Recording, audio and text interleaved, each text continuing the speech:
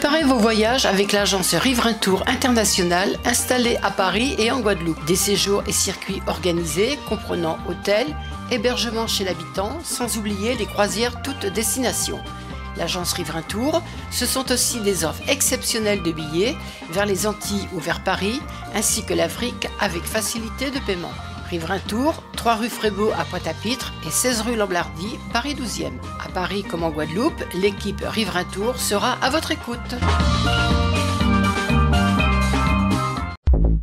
Guadeloupe, actualité. Et on part tout de suite sur le front social avec cette mobilisation des parents d'élèves de l'école Joseph Théodore Faustin des Abîmes. Ces derniers dénoncent le manque de sécurité suite à l'irruption dans l'établissement d'un homme armé venu racketter les enfants. Regardez. Nous avons vendredi 10 un individu qui a pénétré dans l'enceinte de l'école, déambulant dans l'école, passant à JTF 2, passant à JTF 1. Et qui a dérobé de l'argent avec un portable. Donc cet individu était armé. Aujourd'hui, ça pose un vrai problème d'insécurité pour les enseignants, pour le personnel communal et pour les parents d'élèves. Donc c'est pour ça que nous avons décidé avec l'ensemble des syndicats d'enseignants, de parents d'élèves, de JTF 1, de JTF 2, de pouvoir faire bloc. Le personnel communal d'ailleurs a fait valoir son droit de retrait. Donc tous ces éléments pour dire stop à une situation qui a trop duré et qu'on doit trouver des solutions aujourd'hui pour la sécurité de nos enfants. On trouve tranquillement cette situation dans les écoles, avec des parents des fois qui sont agressifs, avec des enseignants qui sont un petit peu déconcertés. En bref, monsieur, ce qu'il faudrait faire, et tout le monde le sait, c'est de renforcer la sécurité, d'une part, et deuxièmement, avoir une approche haute que celle que nous avons aujourd'hui. Ce qui vient de se passer aujourd'hui, qui s'est passé au Maule, qui se passe à Sainte-Rose, etc., on pourrait citer un certain nombre de villes avec un certain nombre d'écoles, eh bien, ce n'est que le début pour nous, malheureusement. Je l'ai moi-même dit dans une commission qu'on appelle le CSA, je l'ai dit à la rectrice, qu'aujourd'hui, on est partout ailleurs, sauf en France.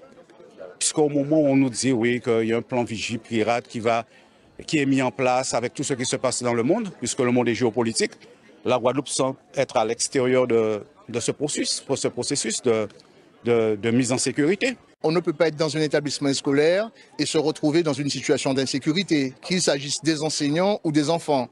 Donc les parents ont réagi normalement. Mais le problème de l'insécurité se pose sur l'ensemble des établissements scolaires. Et le maire de la ville des Abîmes est très sensible à cette problématique et c'est pour cela que nous sommes en tout cas très concernés par cela et nous réagissons très vite puisque vous verrez là, il y a tout le monde concernant l'éducation, il y a le directeur de l'éducation, il y a la sécurité, il y a le service technique. Donc la solution, elle va être la concertation pour que des mesures efficientes et des mesures concrètes. Il va falloir trouver des solutions pour régler le problème de l'insécurité dans les établissements scolaires, des Abîmes singulièrement, mais sur l'ensemble de la Guadeloupe.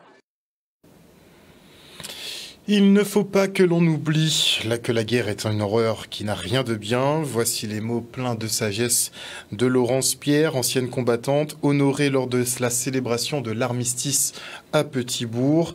Car si le souvenir des hommes et femmes morts pour la France est important, il est crucial en cette période sombre d'éviter les conflits. Regardez.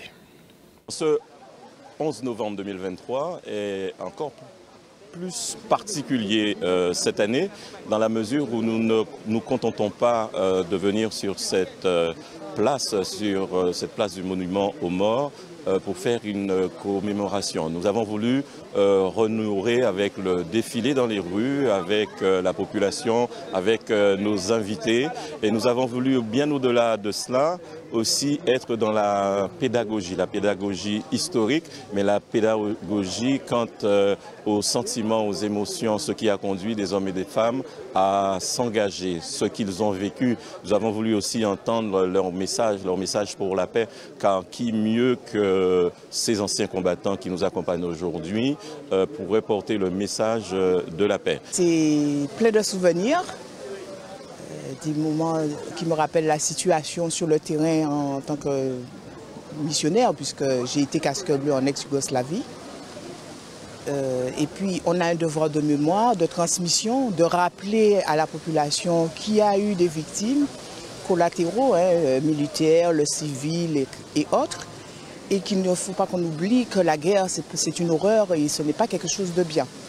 Les anciens combattants ont besoin d'aide.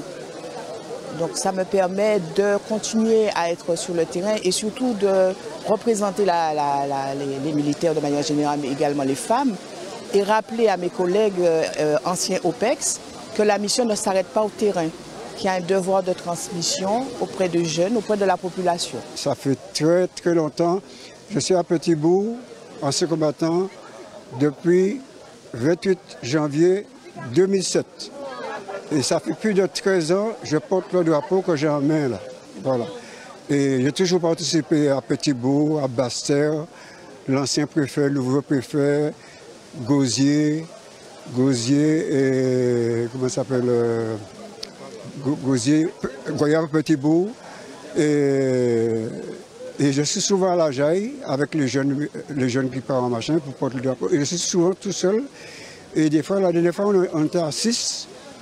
Et avant, on était à 2, mais je suis toujours pas autant.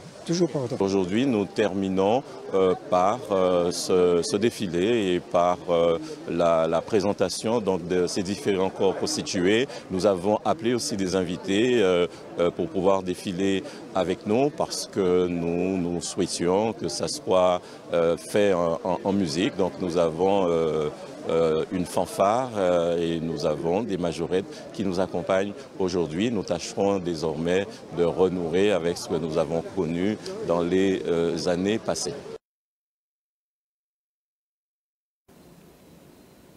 Et en parlant de tradition, retour maintenant sur la Diwali, la fête de lumière célébrée par la communauté indo-guadeloupéenne. Ils ont défilé au niveau de Zéphalos au Moule, une belle procession lumineuse.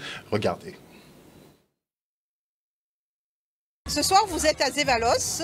Nous sommes là pour célébrer la fête de la lumière qui s'appelle la Diwali, autrement dit le Dipavali, qui veut dire des rangées de lumière. Une grande fierté de voir un public guadeloupéen, un public très large, très important, aussi ouvert, venu à une manifestation. Ce n'est pas une manifestation d'Indiens, comme on a tendance à dire en Guadeloupe. C'est une manifestation pour le public guadeloupéen.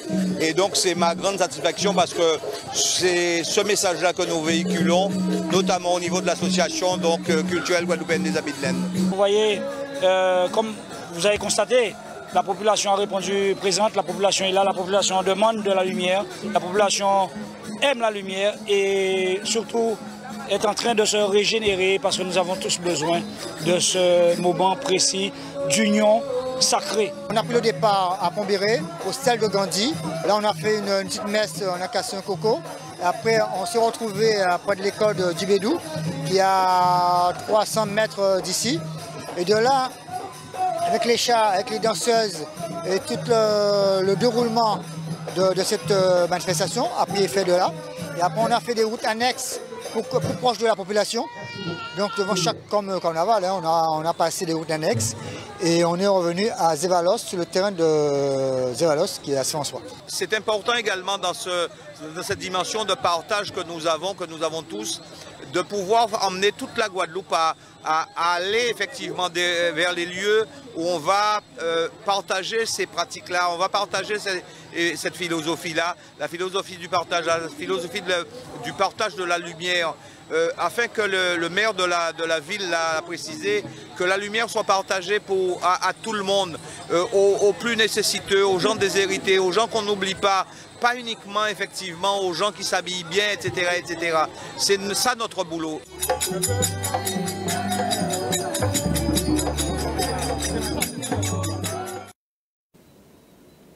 Et on envoie beaucoup de lumière à tous les peuples opprimés sur cette planète. Parlons maintenant de l'Agence régionale de santé qui fait un rappel sur la certification des hôpitaux pour la qualité des soins. Mise en place par la HAS, la Haute Autorité de Santé, est obligatoire depuis 1996. Ce dispositif d'évaluation externe concerne tous les établissements de santé publics ou privés. Il vise à faire savoir aux patients et professionnels du secteur le niveau de qualité et de sécurité des soins. Pour exemple, le meilleur établissement de Guadeloupe est la Polyclinique Saint-Christophe, le seul qui affiche une certification avec mention. La plupart des établissements de Guadeloupe ne sont même pas certifiés. Regardez. C'est la preuve pour les usagers que les soins délivrés par cet établissement sont conformes à un référentiel de qualité, sécurité des soins et que le contrôle de l'application de ce référentiel, il est fait par des experts visiteurs qui sont externes à l'établissement. Donc il y a un tiers qui vient vérifier comment le référentiel de qualité et sécurité des soins de la HAS est appliqué dans l'établissement. Et donc, c'est quelque part un élément qui renforce la confiance des professionnels et des usagers. C'est un label qualité au niveau des établissements, donc ça se fait dans tous les établissements de France et de Navarre, Guadeloupe compris, public comme privé. Donc c'est tout un cahier des charges que l'établissement doit remplir pour avoir le label et être certifié. On peut être soit certifié, c'est le cas, et on est content, du CHU, c'est quand même le plus gros établissement public de la Guadeloupe. D'autres établissements, pour l'instant, n'apparaissent pas parce que la certification a eu lieu en octobre 2023. Nous avons une idée un peu, comment dirais-je, du résultat. Ils sont pas mal. Et donc, ça va sortir dans 2-3 mois, notamment pour le centre hospitalier de Basse-Terre. Bon, on attend, je dirais, l'officialisation du résultat. Et certains établissements se retrouvent... ils ne sont pas, comment dirais-je, certifiés, mais c'est sous condition. C'est-à-dire que si dans les 6 mois, ils arrivent à améliorer les points qui ne vont pas, ils auront les chances dans les 6 à 12 mois, puisque la HAS va repasser, ils auront une chance de pouvoir être certifiés. Encore une fois, c'est pas l'agence, c'est pas l'ARS qui a fait la visite de certification, mais ce que la HAS, quand on lit le rapport de la HAS sur le CHU, ce que la HAS a noté, c'est le fait que, précisément, la démarche qualité-sécurité des soins il y avait eu un gros effort de fait par les équipes du CHU pour appréhender ce dispositif, le faire vivre au sein de l'établissement. La HAS n'a pas dit que tout était parfait et qu'il n'y avait rien à faire, mais que le chemin emprunté par le CHU et le niveau de résultats qu'ils obtiennent aujourd'hui sont satisfaisants, même si de gros progrès restent à faire. C'est tout un cahier des charges à remplir et c'est surtout une manière de dire, une culture qu'il nous faut avoir, parce qu'il y a un cahier des charges, on n'est pas pris de court quand la visite de l'HAS a lieu. Il y a un cahier des charges à remplir et à nous de faire en sorte que toutes les cases soient remplies pour avoir cet agrément. Un reportage de Charlie Dagonia. Vous aurez noté effectivement que la majorité des établissements de santé en Guadeloupe sont non certifiés ou bien certifiés sous condition, mais ils ont tout de même à charge de traiter une masse non négligeable de malades chroniques et notamment du diabète. 10% de la population guadeloupéenne est touchée, un chiffre qu'il faut réduire. Alors à Vieux-Fort, on sensibilise encore et encore. Regardez. Dans le cadre de la Journée internationale du diabète, Vieux-Fort a décidé de mettre en place des actions de prévention puisque c'est une véritable pandémie qui touche le monde entier et plus particulièrement donc la Guadeloupe.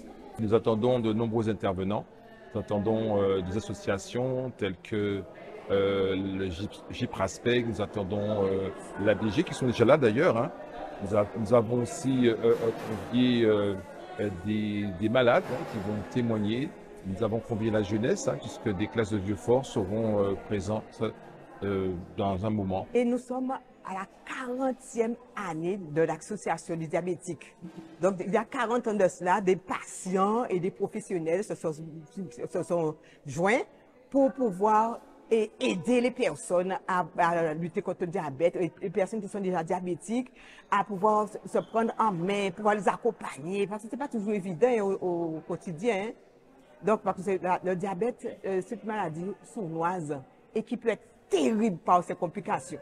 Donc, autant que possible, l'association accompagne les gens pour qu'ils puissent mieux vivre avec leur diabète, pour qu'ils ne soient pas seuls face au diabète. J'ai jamais eu le diabète, mais c'est la première fois que je me fais dépister et j'apprécie.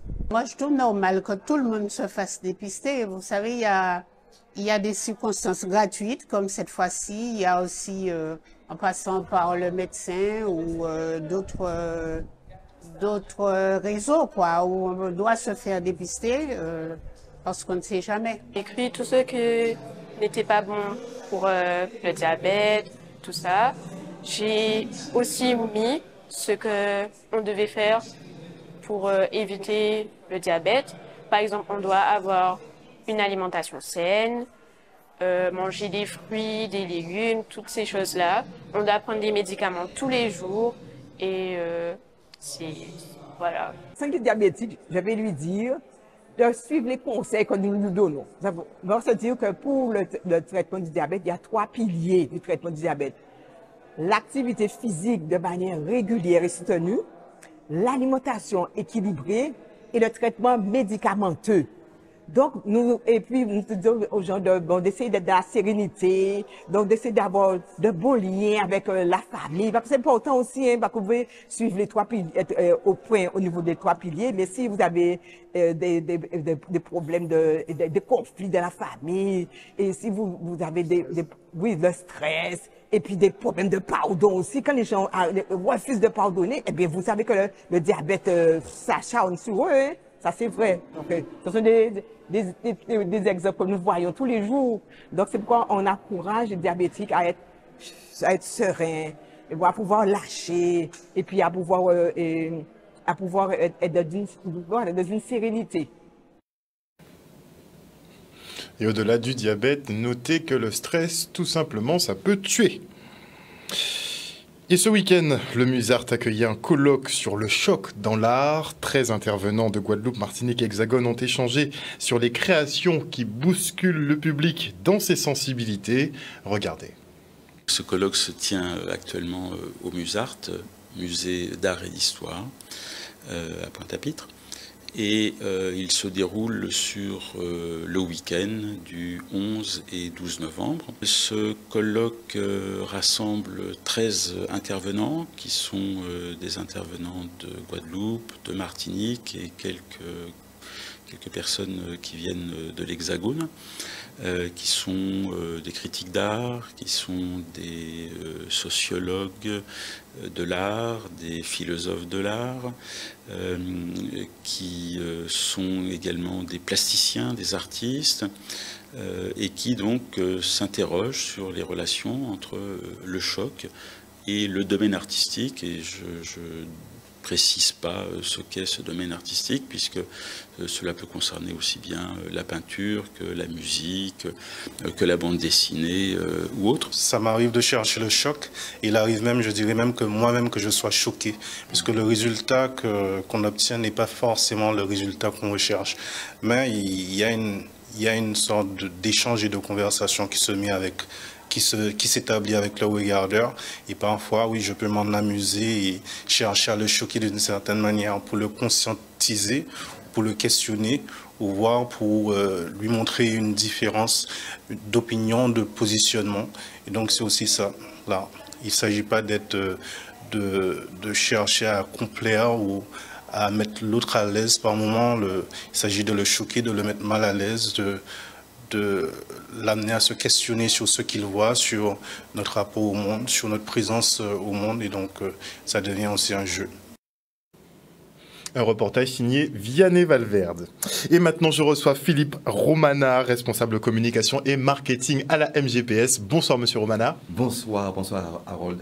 Et bonsoir à tous les téléspectateurs de Canal 10. Alors c'est toujours un plaisir effectivement de vous recevoir puisque chaque année la MGPS organise sa course, ses 5 km. Comment ça se présente pour l'édition 2023 ?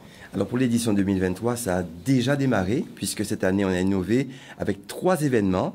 Le premier a eu lieu dimanche dernier à la plage de Sainte-Anne. C'était une première, c'était un moment extraordinaire puisque nous avons des personnes qui ont marché dans l'eau. Elles ont bougé, c'est super. Et il y a aussi des nageurs qui ont fait 1 kilomètre. C'était vraiment un moment de partage. Et je dirais que toute l'équipe de la MGPS, le conseil d'administration, notre vice-présidente, tous les salariés de la MGPS étaient présents et ont permis que cet événement soit un véritable succès. Pour une première. Alors, ça c'était, je dirais un peu le passé, ça s'est passé dimanche. Et dimanche prochain, le 12, nous avons la traditionnelle marche à pied sur le sol, de Pointe-à-Pitre, marche et course, 5 km en allure de sport pour les sportifs, 5 km aussi en allure modérée pour les familles, papa, maman, tati, tout le monde qui a envie de marcher. Et aussi pour les enfants aussi. Les enfants, il y a 1 km pour les enfants. Alors, bien sûr, l'objectif de cette manifestation, d'ailleurs, ça tombe bien que ce qui vient de passer avant, c'est que l'objectif de cette manifestation, qui est une manifestation solidaire, est de récolter des fonds pour soutenir l'association des diabétiques de Guadeloupe, dont on vient de voir le reportage tout à l'heure. Et ça, voilà, donc l'objectif est vraiment là. Ça n'existe pas, excellent. Pardon ? Le hasard n'existe pas. Absolument, c'est la preuve concrète. Et puis ce qu'il faut comprendre aussi, c'est que des gens nous disent, ouais, mais pourquoi Zoton Mutier a fait ça ? Mais pour une raison très simple. C'est parce que nous sommes un acteur engagé de ce qu'on appelle l'économie solidaire et sociale. Et donc c'est tout à fait logique, c'est tout à fait en conformité, en lien avec notre identité, de mener ce type d'action. C'est notre ADN, il faut qu'on le fasse. Et nous assumons notre filiation, notre appartenance à l'économie solidaire et sociale. Donc concrètement... Donc on vous reprocherait peut-être de vouloir éviter qu'il y ait trop de prestations à prendre en charge ? Non, non, pas du tout. Il y a beaucoup de manifestations aujourd'hui et c'est une très bonne chose. C'est une très bonne chose. Mais je voulais insister sur le fait que la nôtre est totalement en lien avec nos valeurs. Alors je dois dire que pour dimanche, à Pointe-à-Pitre, le départ a lieu à Bergevin. Nous aurons aussi les personnes en situation de handicap qui viendront participer avec nous dans cette course. Le départ a lieu donc à Pointe-à-Pitre. Alors c'est 7h45 pour la course, 7h50 pour les marcheurs, ceux qui veulent marcher simplement pour la cause. Et c'est à 9h pour les enfants, la mini, 1 km. Et il y a quand même un échauffement essentiel à 7h30. Voilà. Donc, alors, ça, c'est pour dimanche. Donc, on demande à vraiment... Le dimanche 19, pour être précis. Donc, dimanche 19, ce sera à Pointe-à-Pitre pour le cours et marché. Tout à fait. Tout à fait. Et puis, on attend vraiment beaucoup de monde parce qu'il y a ce sentiment de solidarité. On est un peuple solidaire. Les gens veulent nous diviser peut-être, mais en tout cas, on est un peuple solidaire. Et en tout cas, la MGPS, qui est une des mutuelles vraiment très ancrée dans son territoire, eh bien, veut porter sa pierre à l'édifice. Donc, à partir on nous a dit tout le monde vit nous autres. Enfin, c'est là, nous donne plein bitin, mais c'est là qu'à comprendre ça, nous a fait bien, mais fait autre vie. C'était le matin, et Bergevin, c'est face à notre agence de Bergevin. Très bien. D'accord. Et on en profite pour parler du 26. Alors, mais juste avant le 26, à rôle, si vous me permettez, monsieur Romana. Vous me permettez, les inscriptions se font pour toute cette semaine, bien sûr sur notre site, mgps.fr, bien sûr, se font aussi en agence à partir de mercredi. Nous avons notre agence du Moule à Damancourt, notre agence de Pointe-à-Pitre à Bergevin, celle de Jarry où se situe notre siège social et aussi à Basse-Terre. Donc à partir de mercredi, les inscriptions se font dans nos agences, aussi sur le site. Et puis, samedi, c'est très important, à Bergevin, dans notre agence de Bergevin, enfin autour de l'agence de Bergevin, nous aurons aussi l'Association française des diabétiques qui va faire aussi du dépistage. Et aussi, on attend donc les gens pour le dépistage, mais aussi pour les inscriptions. Samedi de 9h à 13h, toute la matinée, on va recevoir tous ceux qui veulent s'inscrire et aussi tous ceux qui souhaitent se faire dépister, comme on vient de le voir tout à l'heure, ce qui est indispensable, parce que c'est une maladie, on dirait une maladie sourde, une maladie sournoise, que si on ne se fait pas diagnostiquer ou dépister... Il faut le faire régulièrement, très clairement. Voilà, donc on fait les deux. Donc il y a du dépistage samedi, à Bergevin à partir de 8h30, et aussi les inscriptions se font dans l'agence. Très bien. Ça, c'est pour dimanche 12. Et nous, 19. Dimanche, je voulais voir si tu suivais, je vois que tu suis. Par contre, et puis ça continue, donc à continuer. On continue le 26 novembre, donc, avec le VTT. Mais je suis persuadé que je serai invité encore pour pouvoir expliquer cela de manière plus précise. En tout cas, le 26, c'est le summum avec un village prévention, bien évidemment, comme c'est en lien avec notre ADN de la MGPS. Très bien. Et donc, on retient que le rendez-vous est donné donc ce dimanche 19 novembre 2023 à partir de 7h. Ce sera à Pointe-à-Pitre, devant l'agence effectivement MGPS de Pointe-à-Pitre, où vous pourrez prendre le départ effectivement pour cette course solidaire. Je vois qu'elle est parrainée en plus par notre très chère Brigitte Zabarel. Donc, on envoie de gros bisous à Brigitte. Alors, pour la parité, nous avons une marraine, certes, mais nous avons aussi un parrain. Notre parrain, c'est... Monsieur Chérubin. Il n'est pas très connu, c'est vrai, mais c'est Toutoun, hein, monsieur Antoine Chérubin. Et je rappelle aussi qu'il y aura du dépistage samedi. Samedi où les inscriptions seront aussi possibles. Les dernières inscriptions seront prises samedi à Bergevin, à notre agence de Bergevin. Merci beaucoup en tout cas Philippe Romana d'être venu sur ce plateau ce soir nous parler donc de la course de la MGPS. Vous y serez je suppose dimanche matin. Il faut voir. il faut voir. Mais je vous vois déjà, super. À dimanche alors. Merci beaucoup monsieur Romana. Ok. Et on parle maintenant du rallye de la montagne. On n'était pas venu pour ce résultat, hein. On était venu au moins pour se battre pour la classe R2. Bon, il y a eu certains pilotes qui ont désisté, mais bon. Alors on a dit, bon, on garde le rythme, on se fait plaisir, parce qu'on est dans... ça passait un peu dans ma commune. Et au fil du rallye qui se développe, on a toujours gardé le cap, hein. Toujours resté linéaire, concentré. Et un rallye est long, il y a eu plein de situations qui arrivent, alors on est resté encore concentré. Et aujourd'hui, on remonte à la seconde place, on était 3e. Il y a deux ici qui abandonnent, bon, ben, on passe 2e et on garde encore le cap pour finir au jeu du 2e, mais on n'est que satisfait. Une bonne équipe, j'ai une super bonne assistance, tout s'est bien passé, surtout, et la voiture ne nous a pas embêtés. On a fait notre gestion de course afin de maintenir notre objectif en vue, remporter ce rallye. Je pense qu'on maîtrisait très clairement notre sujet. Ce matin, on a plus une journée d'attente très longue avec des spéciales très longues. En tout cas, il est 16h, le rallye se termine. Une grande manifestation. Félicitations à la Zacaribe qui a su mener en tout cas bien cette manifestation. Et puis le team Pano Sport aussi qui montre jour après jour que bon, ben, niveau équipage, on arrive à faire le nécessaire. Niveau technique, les véhicules sont de plus en plus performants. Puis bon, ben voilà, c'est de bon augure, je pense, pour l'année prochaine. Le rallye de la montagne, il a toujours été cassant mécaniquement. Je suis heureux et ça prouve que n'importe quel type de catégorie de voiture peut terminer. Je suis heureux parce qu'il n'y a pas eu d'incident. Je profite de votre antenne pour remercier l'ensemble des collectivités, c'est-à-dire l'ensemble des mairies qui nous ont autorisés à passer sur leur territoire.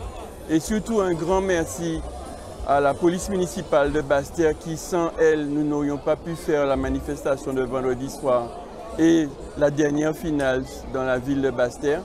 Merci pour leur coup de main, merci pour le montage du village, merci au RSMA, la police nationale, la gendarmerie, qui sans eux, cette manifestation n'aurait pas pu se faire dans de bonnes conditions. ONews Radio sur outremernews.fr.